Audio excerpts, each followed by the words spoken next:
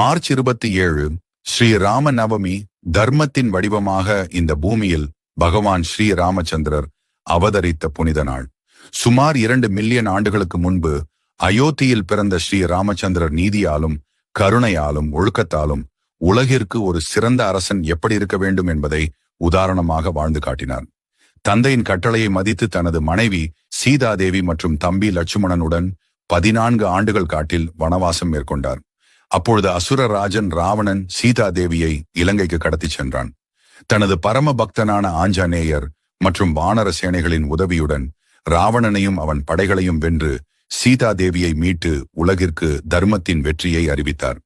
திரேதா யுகத்தில் அவதரித்த ஸ்ரீ ராமச்சந்திர மூர்த்தியே துவாபர யுகத்தில் பகவான் ஸ்ரீ கிருஷ்ணராக அவதரித்து உலகிற்கு பகவத்கீதையின் ஞானத்தை அளித்தார்.